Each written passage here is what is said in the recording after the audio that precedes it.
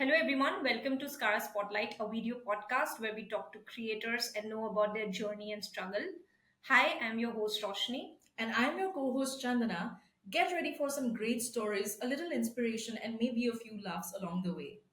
So, today we have with us Chhabra-Coulter, the founder of Women in Finance, dynamic community based in London that is dedicated to supporting and empowering women in the finance industry. Through networking, mentorships, and shared experiences, Women in Finance helps women build connections, advance their careers, and inspire the next generation to break barriers in the industry. So, Anu, it's really great to have you here. It's really wonderful to have you here. Yeah. And today is Women's Day, and what better opportunity to Exactly. have you. So, we are Yeah. really grateful. It's wonderful to have you here. Yeah. Yeah, great. Thank you, guys. Thank you, Roshni and Chandana. Happy International Women's Day. Thank you. And clearly, You should say, clearly it's yeah. very good timing. Yeah. Yeah, it's very good timing to be talking about female empowerment, on International Women's Day, hugely significant. So thank you. Just wanted to further add that I built the community, or I started building it about 3 years ago, and we focus on both professional and personal development initiatives across the industry, across the financial industry. So as you said, female empowerment, of course, we're trying to break down barriers, but we're doing it through many personal development initiatives such as public speaking, negotiation skills, managing your personal finance, networking through sport, because it's very good for health and fitness. And on the professional side, we're focusing on content that is specific to your career skill set that would enhance and improve your career prospects, whether it be in investing or fundraising or looking at impact and ESG themes, or it may be the digital economy, blockchain, AI. And obviously to note is that a lot of these initiatives are solely focused on women in the financial sector. But thank you for having me, guys. That's Of great. course, That's it's- a really nice introduction. Yeah, so Anu, tell us something that you are currently working on. Maybe is there anything like an event or something that you are particularly excited about or looking forward to? Sure. I mean, we actually did something literally 2 weeks ago, which I'm actually quite excited to share about. I sort of mentioned just a few moments ago that we are focusing on personal development and professional development. But in personal development, we're focusing on one of our strands is networking through sport. Now, sport historically has been quite male dominated, as the financial industry. And men often bond over sport. So over a year ago, we decided that actually we would run networking events. We would break down barriers through sport. And we would take on sports that are traditionally watched or played by men. One such event that we did a couple of weeks ago was boxing. Oh, So we had about 60 women from the financial community that's and about five fighters. So 5 UK-based fighters that included both martial arts and boxing champs from across the boxing world, sort of renowned fighters who not only talked about their careers and the challenges they have faced in the sporting world, but also actually showed the women how to, do some hooks and jabs. So again, it was just it's unique. You don't often hear of boxing events. Likewise, we've done so many events now that I've been excited about every single one of those that I've hosted. We've done cricket at Lord's for women. We've done rugby. Again, rugby and cricket are very male-dominated. Women may go and spectate, but actually not many women play. They may have played at school, maybe as part of a team. But as women enter into adult life and with busy working lives and potentially families, they don't really put themselves first. They don't really think about their enjoyment. And the conditioning is such that many women must just think that I don't see other women playing it, so maybe I should just do sports that generally women play, whether it may be hitting the gym or playing tennis or, sports like that. So it's good to make, whether or not women take up boxing or rugby, that's not the point. The point is thinking outside of the box and actually enjoying networking and building business like men do. Men may go to a cricket match or a football match or may have a golf day away. Men are constantly doing business through sport. Exactly. Women should maybe, apply that to the way they do business. But anyways, sorry, I can go on and on because I'm clearly very This is passionate. a very broad topic, actually. Yeah. Makes sense. Makes sense, and it's actually Yeah. great to see people Yeah. doing that, Exactly. especially how you bring in women from all types of financial backgrounds and you just put them together. This is empowering for everyone Yeah. watching, and Especially in Sure. sports, right? I hope Exactly. so. In sports, we definitely you said that it's like a male dominated field, and exactly. it still is. I mean, of course, with a platform like yours, Of the course. change is coming, and we can Yeah. see that.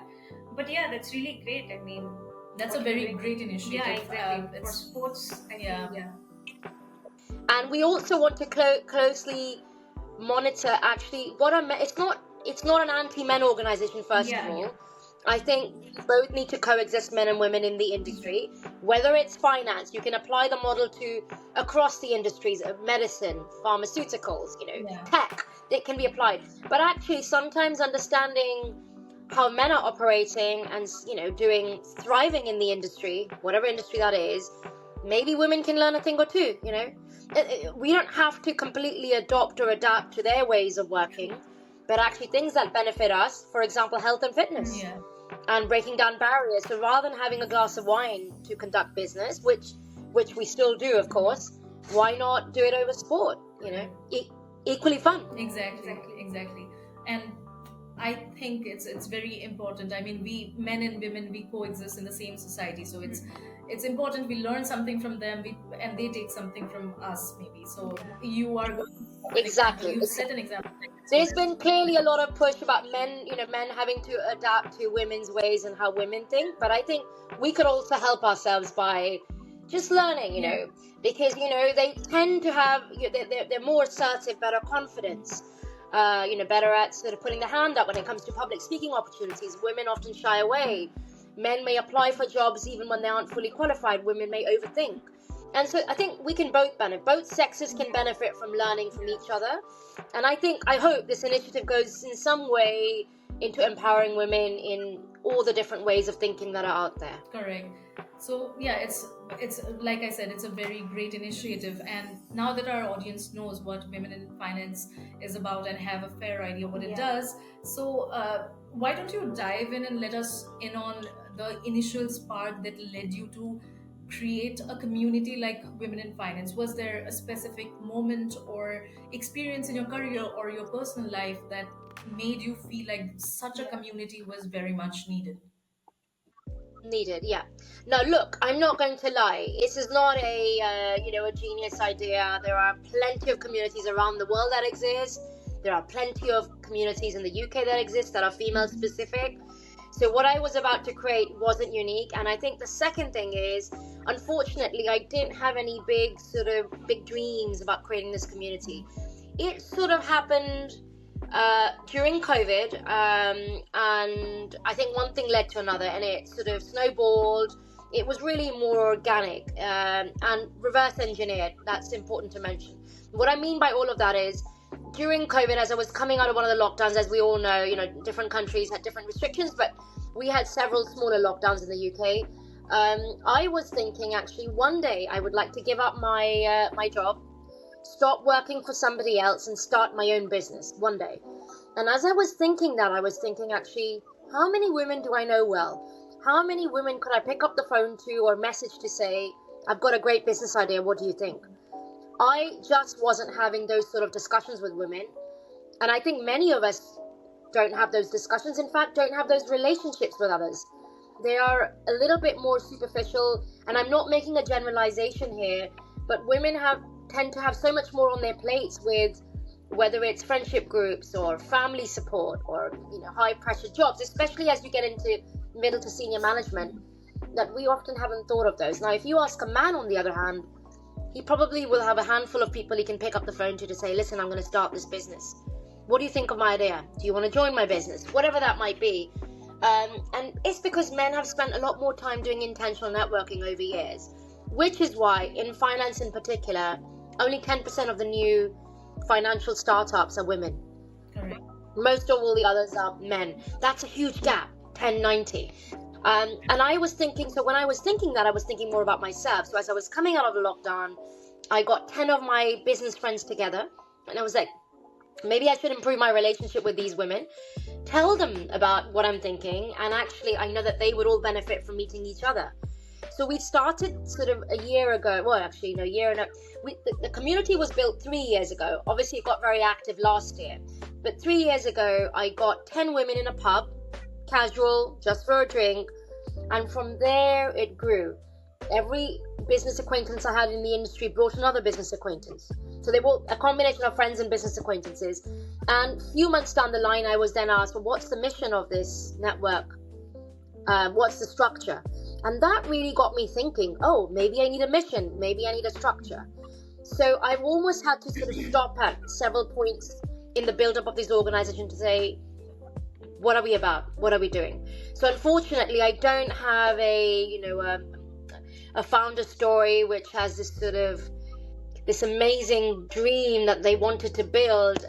For me, I suppose I've been part of several networks, and I've always in the back of my head known that there's always been something that's been lacking in terms of thoughtful content, intentional networking, and that was one of the reasons, and the other reason being, what happens if tomorrow I want to set up something? I don't think I know enough people, and I'm sure others are battling or struggling with the same questions. Whether or not you go and work for yourself, even if you're a senior exec in an organization, networking is important, because network is your net worth. If you don't know people in the industry, you have no industry intel, you don't know other people in your network that can actually potentially help you launch a product. It could be for a job move, it could be for so many things, but if you don't know people, you're stuck. And it's hugely empowering, because you also want to know at times when you're in finance and on your own in most settings, because the companies, I'm not talking about the large banks, which will have a higher representation of women, but a lot of the smaller financial companies, women are generally outnumbered. And it's not a problem, but it's just that sometimes their point of view and the way of thinking is a bit different. So it's good to have a community outside of work, a peer group, a community in which you can share ideas and get support. And almost a sanity check to say you're not crazy. This is also a great way of thinking about an issue, a financial issue. Or it could be a personal issue in which you're unable to get empathy at work because others are not going through it. Whether it's childcare, whatever it might be, menopause, whatever health condition you may be suffering. You might be trying to have children. You might be pregnant. I mean, there are so many phases in a woman's life cycle that potentially requires medical intervention or medical consideration that maybe the others in the company wouldn't understand. So I think for all of those reasons, there's so many reasons I wanted to create the community. So no genius explanation here. It was just something that kind of grew organically, and then it became apparent to me that actually there was a need for this. Today we're at about 1,400 people strong, about 1,200 in the UK, 200 in the US, and as I say, we get inquiries every single day, so it's only growing. That's wonderful. Yeah, That's really nice. So now you mentioned about networking, and you also mentioned about there's a huge gap that we see, and we find that many women as a whole, they find networking to be very difficult, and as opposed to the male counterparts. And of course there is some sort of gender biasness, then there's societal expectations and a lot of things that contributes to it. As you said, there are many reasons for you to start this Women in Finance, and when we talk about women, there's a lack of visibility as well. You have to break that glass ceiling, in whatever it is, to reach the top ladder. So how do you think industry as a whole can bridge the gap, and what do you think needs to change to allow more women, so that they rise to the leadership role? Yeah, I mean, clearly several things. Of course, every country is progressing at a different rate. In the UK, we have certain policies, but just because a policy is written down doesn't mean it's being implemented, right? Working, actual real working practices can be quite different to what's written down in a manual.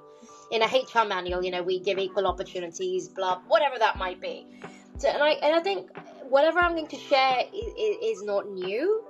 But then, so it's a combination of clearly having flexible working policies. Now, we've seen after COVID, employees have become more flexible. Right. You are able to work from home, you are able to work remotely, and this remote location may or may not be your home. Or you may decide, with your employer that, dropping your child to school or picking them up is very important, and you'll work in the day, but then you'll log in at night, which I believe before COVID was sort of less prevalent. I mean, women sort of had to kind of make a choice whether they want to be a homemaker and look after kids, or maybe be in a career that's more conducive to those hours, like maybe teaching, for example. But I think that's definitely helped by employers being a bit more open-minded, realizing that actually an employee can be as productive. Of course, now it depends on the types of roles you're doing, but for certain roles, FaceTime is not always important, and so that's tremendously helped. What else can help? What else can employers do? Well, they can make sure that their senior management teams are more diverse. Now, I don't mean promoting a woman for the sake of promoting. Right. There are plenty of qualified and talented women out there, but it's actually seeking out for them, because if you want the junior women in an organization to thrive, they not only need the opportunities, but they also need to see that there are senior women in leadership positions. So it makes it more tangible. Actually, if so and so has done it, I can do it. The path's clear. It also, role models also enables these younger women to have mentors, because some of these senior role models can also act as mentors to some of the younger women. Also having sort of women who are planning to have children, not just flexible maternity arrangements, but actually encouraging men in the firm too to avail of those opportunities to take parental leave. Now, obviously, it will vary from country to country and organization to organization. But if you normalize that to say that both men and women should be taking time off and spending time with their children, that can also help in addressing the gap in terms of the time women take away from their jobs. And I know they often worry about the impact it may have on the longevity of their career. Well, not if men and women were sharing childcare equally, just a thought. In Scandi, there are countries in Denmark and Norway that have more equal policies, and Spain actually is not bad either. They're encouraging men to take several weeks off. That could be so yes, we need to focus on the women, but maybe we need to also enable men to be able to take that time off, so women can take that opportunity. And we talked about networking. Now, of course, firms may be parts of networks, but I think as a female, seek out for these networks. Find out what communities are out there. Join these. It's more empowering when you've got others in the room doing the same sort of role as you, understanding your challenges, not just personal, but professional challenges. Maybe there's no challenges, maybe there are a lot of success stories, but whatever that is, success or challenges, you come together as a group, you can talk about all of these initiatives. And I think that, again, is hugely empowering. And I suppose firms maybe having training programs to address any of the unconscious biases that individuals may have. Whether it's gender, I mean, the list can go on. It could be, depending on where you are, it could be race, it could be anything. But maybe in workplaces, sort of more training, so that men and women are both sensitive to each other. That can help in reducing some of those barriers.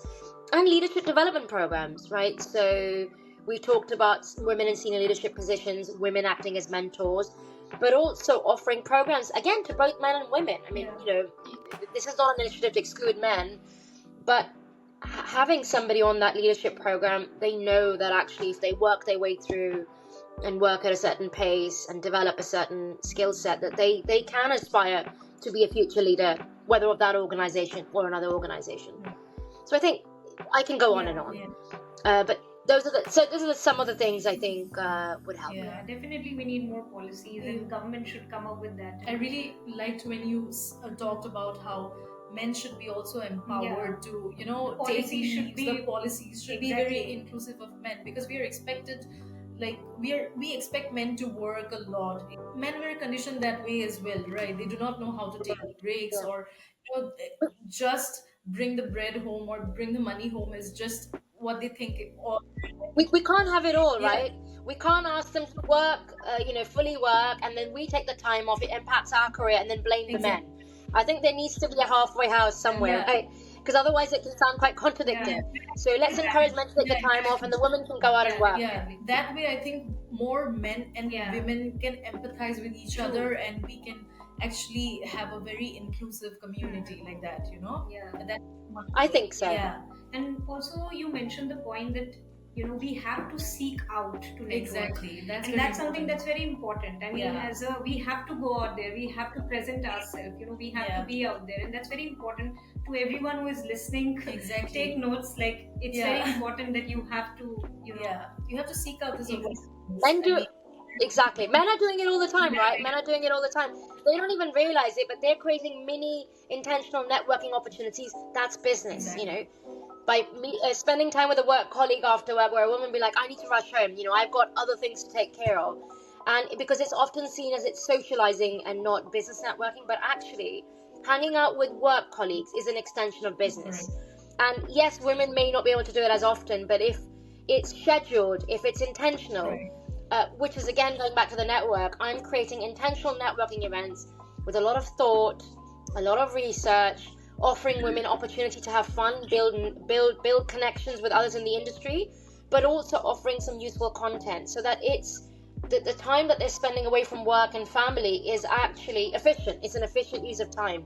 You're you're meeting like-minded people, but you're also gaining something. So it's not a waste of time that, when you're sort of the next day at the office saying, oh, spent the whole evening doing something, wasn't useful. And I think there are some networks out there that are just there and people often don't get much out of it. And I wanted to sort of solve that issue, solve that problem by creating an intentional networking community. That's actually Really. empowering, and Yeah, I think exactly. this is something that we also need to learn for Yeah. ourselves. Yeah.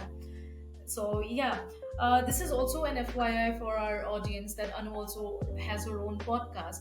So this brings me to wonder, Anu, how uniquely you've approached bringing conversations about women in finance into a podcast format, unlike traditional networking or industry events. So just maybe you can give us a brief on what was your approach towards it, and or something like that had happened that you weren't anticipating that ended up meddling in your way of work. So yeah, something like that, if you can give us So you want to know, would you also want to know why I started the podcast? Because I think one of your questions had said that it's more sort of normal in the media world rather than in the financial world. Is that right. what you really want answered? No, actually, that's changing. As the industries, obviously not just finance, tech, and pharma and communications, everything's becoming digitalized, right? There actually, funnily enough, there are several financial podcasts out there. So it used to be audio, and audio still around, but there's a bit of audio and video because you engage with different audiences in different ways. Some sort of more prefer consuming an audible type format where they, on their commute, they may be listening to something. Some sort of prefer more sort of engaging video content. Sometimes that is, visuals actually help in getting the message across. And as I say, it just really depends on the audience. Now, why did I start this? Maybe that's a good question to answer. Firstly, because the community, even though we have a growing community, we can't reach everyone. Not everyone can attend these physical events for different reasons. And we can't have hundreds. The industry has several thousand women, but we can't accommodate these women, all of them, anyways, as the community grows. And there's also a lot of junior women in the industry because the network really caters mid to senior level management. And in my exercise of building this network, I come across amazing, inspiring women, that I meet on a regular basis. Now, I want to get their stories out there. And these conversations are being had with me because these are bilateral meetings. And so I thought, actually, I've met so many women now over the years. they have a fascinating story, a fascinating career journey, their journey and the challenges they faced, and where they are today. Whether they're a C-suite exec or a senior MD at a firm, they've clearly been hugely inspiring. I want to get these stories out to some of the junior women so that they can be inspired. And of course, we all learn. We like face to face, but there are so many medias of community, so many ways in which we can communicate. So that was kind of one of the main reasons why I started the video podcast. Now, I'm not going to lie, when I sort of decided to do it, I was like, well, where do I start? Who do I approach? Why would anyone come and speak on my podcast? Right. It was known in the market, and I really wasn't doing it for profit. So that, again, wasn't really a decision because it was never created to make money. Okay. Of course, sponsorships help. It makes the point that we can actually carry on, making these podcasts, etc. But financial wasn't a motive in creating it. It was sharing the stories. But clearly, initially, after I decided, I was like, I really don't know where to start. So what I did is I put myself on podcast number 1. And I had no experience in interviewing or in being interviewed on a podcast. And if you ever get a chance to look at it, it was rubbish, so please don't. Rubbish in the sense that actually I think my performance wasn't very polished, but I decided to still go ahead and publish it because I wanted to encourage and invite other women that may or may not have recorded a podcast to say it's okay. As long as it's you, it's genuine, it's natural, it doesn't matter if it's not perfect. And I thought, if I put myself out there, regardless of it not being perfect, I might be able to invite the right women in who may initially have hesitated. And now, of course, on my podcast, most of the women are very eloquent and very well spoken. But beyond these super successful women, I also want to now reach out to women who are amazing and talented, but don't have a public profile, because I want to, raise their profile too. And I hope that if they watch my podcast, they'll be like, actually, there's nothing to fear. It doesn't matter. Our imperfections make us perfect, make us who we are. Maybe not perfect, but, make us who we are. And so that was kind of the reason to put myself out there. And after I'd done the first podcast, it became easier. My performance, even though I wasn't in the interviewing seat, I was the interviewer, it became easier, and actually attracting, accomplished women became slightly easier. So hopefully that answers your question in a long-winded way. Yeah, have to be very honest. We've watched your podcasts and we really felt like you were a natural at it. Yeah, definitely. That's very kind. Maybe not podcast number 1, but anyways, I'll leave that to you to decide. So over the time, I think you really were getting natural. Exactly. Yeah. So that was really nice. Yeah. They're all old sayings, and they do make sense. Practice makes a woman perfect. I don't want to say man. We are on we are talking about a female empowerment initiative and on International Women's Day, and I'm on this. I don't really care, but I think it's funny that anything that has manhandle or practice makes a man perfect. I want to make sure that when I talk about myself, I replace the man with a woman. That's impressive. Anyways. Yeah, that's nice. Yeah. So, Anu, like you mentioned about the audio video thing somewhere when you were talking about it, and right now we see the rise of independent creators and how they are moving towards video podcasts. Like, I remember, back in the early days, we had iPods, so we used to plug in earphones and then we used to listen, and then Spotify still exists, and then there is Audible as well, and audio podcast was a thing before. But right now we see that many creators, especially independent creators, they're launching their own podcast, and there's a shift in terms of, as you said, content consumption as well. So they're moving towards something called video, because I feel that it's more visually appealing also. I mean, we are also doing it, and the kind of feedback that we get from people, it's like video is more appealing than audio. Correct. So what do you have to say about that? Do you think that this video podcast is the way forward? Like, should creators go with that, or should audio and video coexist together? If you could just give a brief about it, that would be good. Yeah, sure. I think it really depends. It really depends. I think there's space for both. Because it really depends. Like, for example, if you're on your way to work and you want to consume a newspaper article, I don't know, it might be on a war, for example, or it might be on stock markets. The visual maybe doesn't make as much sense. You're really there to consume the content. You want to get an update if there's a war situation. I'm just throwing two examples there. Find out you want to hear about the stocks and why they might be doing well in the market. Here, I think, and then for other types of video where it's more bilateral, it's one-to-one, you're talking about stories. I think stories make a better impact with a visual. Human contact, sort of human relationship stories or stories of individuals or people. Yeah. When it's a financial stock, when it's sort of something that in some ways feels a bit intangible. Yeah. Correct. Maybe a visual isn't really necessary, and which is why I think both can coexist. And I think a lot of the content you talk about in video podcasts, this is often people just talking about stuff, people talking, being interviewed, people talking about stuff, people talking about their views and their stories.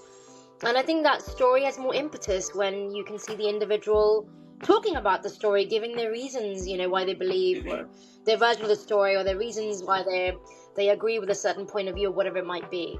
It just makes it more real, and I think more interesting. So I think, but there's space for both. There really is space for both. Yeah. Depending on content and the audience, basically. Audio should not, go away. Yeah, yeah. It should Both stay should for coexist. people. Yeah, Yeah. both should coexist basically. So this brings me to a point where I'm thinking, like, you've talked about your sponsorships.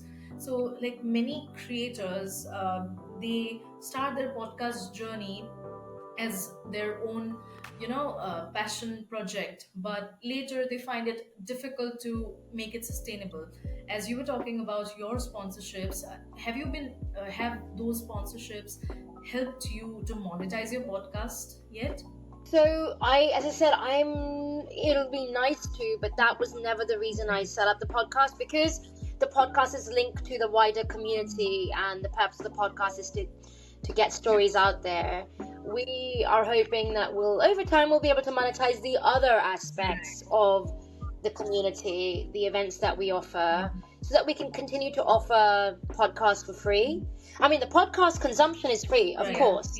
But that the sponsorship in other areas can subsidize the production costs of podcasts, and that we can continue to offer it for free. Of course, we're always open to sponsorships, but as it stands, because that wasn't the initial reason why we set it up, that's kind of not a huge consideration. Now, obviously, if somebody's in the business of creating podcasts and trying to monetize it, that's a completely different story. Here, this is one of our verticals, of a few different verticals that we're doing. We're running content events, we're running networking events, and we're offering podcasts for the community. But I suppose for them, I'm sure it's a challenge, because there are so many content providers out there, and differentiating your podcast, the people you invite, the topics you talk about, I think is really the key. And getting a few sponsors that are aligned to the topics, because it's all well and good that you're talking about interesting topic, but if you cannot align that topic to a particular company, particular sponsor, then from the sponsor's point of view, it's hard for them to sort of justify the cost. So, which is a bit tricky. Sometimes you want to publish independent content, but if you can somehow link that commercially to a cause that a firm already supports, that can then make it slightly easier to get that sponsorship. Exactly. Basically, I think staying true to your principles and values is also important, as much as earning that, getting that revenue. Yeah. So I truly agree with that. I think it also differs from people to people. Like, Yeah. if some people want to do it, maybe just want to monetize their platform, and some might not want to. So, Like, you have a purpose. yeah, exactly. So you are not really after monetizing it, maybe, but maybe hopefully in the future you find firms that Yeah, you exactly. your values align with, and you have revenue coming in, and that would be great. Actually, that would again, mark you as an example for such things. Yeah. So that would be great, actually. Yeah. cool. Thanks.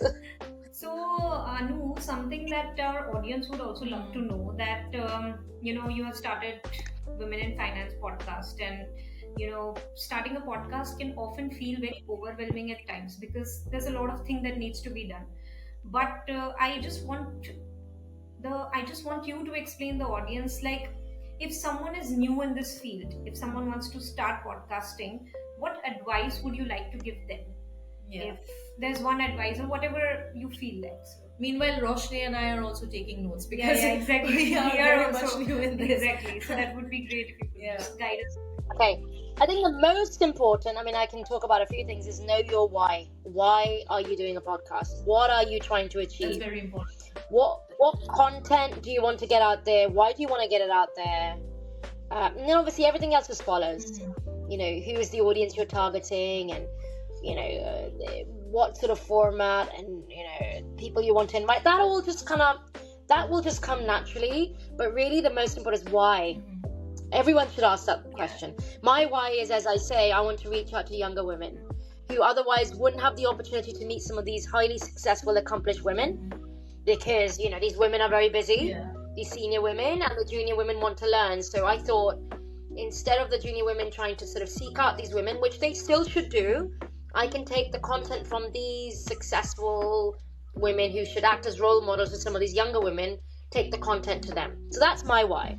But everyone should ask their why. Yeah, that's, And if you know the answer to why clearly, then you know whether you should do it or It not. would become 100 times easier actually, Yeah, and yeah. the purpose would be right, like in Exactly. front of our eyes. So Yeah. that's really important. I think that advice would help. even Yeah. when we wanted to start Yeah. it, we had this vision in mind that we need to highlight the stories of creators, Yeah. who are doing something out there, Yeah. making a change. Yeah. And we have you right now. So it's kind of Exactly. great. It kind of aligns like with Yeah, our with purpose. our vision. Yeah, exactly. Okay, cool. Yeah, so I know we really hope more women from all around the world kind of come and join your community, and the space becomes just bigger and more inclusive, diverse, and kind of vibrant.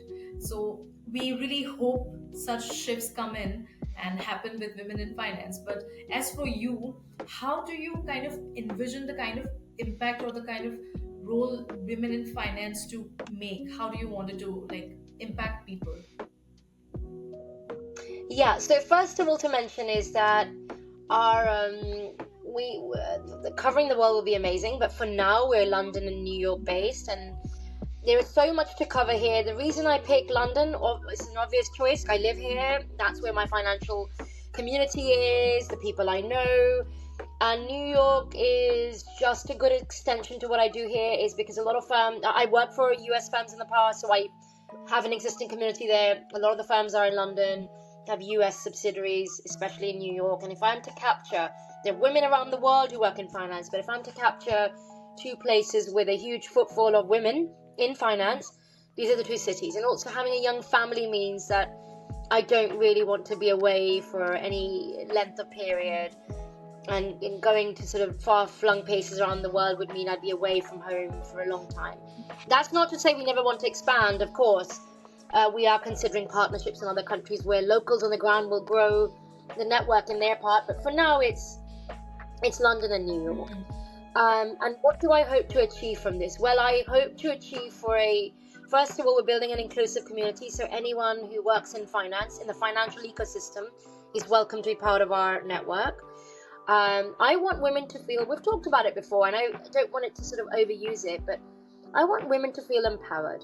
From time to time, we may all have issues and struggles.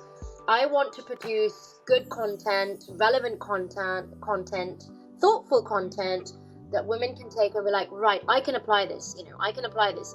Whether it's the next pay rise promotion discussion, bonus discussion, whether it's a public speaking opportunity that she previously never put her hand up for, but now thinks actually, I should be more visible. I am my best cheerleader. I should do this. Whether it's in a board meeting where she's the room's full of men with her as the only female, by saying it's okay if I have a view and I share it, and I should share it. Not that it's okay, I should share it. I have an equal say. I'm an employee of this business, and I'm, there's a reason I'm in this, in this board meeting or committee meeting or whatever committee it might be, that I should feel, that I can share my views, and I should, to create a diverse and inclusive culture, because I also need to act as a role model for future generations. So I hope that it instills all of these sort of, women are already thinking about this, but women feel, coming back to it, more empowered, that they have the right skills, that they're not alone, that there's a huge community behind them, especially in companies where there are small teams and women form a very small part of that. I want them to feel empowered, and I want them to sort of say, I'll take on the next challenge, the next job, and not sort of overthink things as women normally do. And clearly there are other organizations there who are fighting for pay equity and higher representation on boards. And although we don't have clear, visible goals, I think through all these initiatives I run, within the Women in Finance group, if they are professionally more developed in terms of their skill set and personally more developed, then actually that helps in achieving some of these concrete missions that have been set up by some of the organizations out there. But I just want to build a community in which everyone feels good to be part of. That's pretty much At it. the end of the day, what matters is just inspiring others. Yeah. And that's what you are doing. Yeah. We hope you continue this forward. Yeah. So we come to the end of this Yeah. podcast, sadly. And just a last question that we ask all our guests, something very, very interesting and out of what we usually Basically, ask. we make the guests put on their thinking hats and exactly. just basically. True, very true. Yeah. This is very spontaneous. Yeah, exactly. So, for a moment, just imagine that your journey so far was a book. So, what would the title of the book be, and what would you want people to take away from it? Oh, wow. Okay. Title of a book. I was thinking about it this morning, and I did come up with something that truly reflects what I'm building. I would call it, thanks for the question. I think my book's title would be Acting Outside of the Box. So, people say thinking outside the box, acting outside of the box, because women can often feel that they have to conform to certain, whether it's through conditioning or through what they think is right, they have to behave in a certain way. So at work, they often feel like they need to be a team player, not a team leader. That's conditioning. We think we need to be more agreeable, and we don't want to stand and oppose a certain viewpoint because we don't agree with it, because we may be seen as aggressive, or in some cases be talked as sort of miserable or a bully or whatever negative connotations there are women, because they have a view. Men start sort of freaking out, not all men, I'm not labeling all men. So instead of thinking outside the box, which obviously organizations have been encouraging people to do, I'm saying acting outside of the box. For example, what we're doing, going back to the sports example again, is thinking. I've been doing the thinking, but the women have been acting outside of the box. How many times will women say on any given evening, "Bye guys, off to a boxing, a boxing session, or off to playing rugby"? And it's not that just playing that sport is interesting. I would hope that this would make women think in a different way. That actually we don't have to think and do things the way they've always been done. If men go away for a golf day and women are, invited to an afternoon tea because it's nice and gentle and you make polite discussion, it doesn't always have to be that way, right? Why not? That's what I mean, acting outside the box. Of course, we might like a luxury pampering day, and sometimes, firms have sometimes organized female gatherings around some female themes, but there needn't be. Sometimes it's great, but needn't be a clear classification between what women like and what women like and men like, because maybe women just haven't thought differently or acted differently. So I quite like the title, Acting Out of the Box. That's actually very relevant to what you are doing as well. So that I fits. hope you come up with this or publish this book if you want to. No, just to be clear, there is no book. There is no book published. it's hypothetical, just in case, I get a message saying, "Where's the book?" No book. I think I've got plenty on my plate for now, and I think I'm still, I'm also learning, right? So I've built this network. I'm constantly engaging with really interesting individuals in the industry. Also talking to people like yourselves. We wouldn't have come across had we not worked on certain projects in the past. So definitely, building this community has made me talk to so many interesting people, either me reaching out to them or they coming my way, from the financial world, from the sporting world, from the world of personal development, whether it's public speaking, emotional intelligence, psychology. I mean, it is amazing, whether it's blockchain technology, different initiatives, different discussions, but the depth and breadth of these discussions and the connections I'm making outside of the traditional finance is, I think the network is just worth for just meeting so many exciting people. But of course, as a network, we have now clearly defined missions as to what we want to help achieve. But it's been a really rewarding journey. I'm not, it's fair to say. Yeah. Thank you.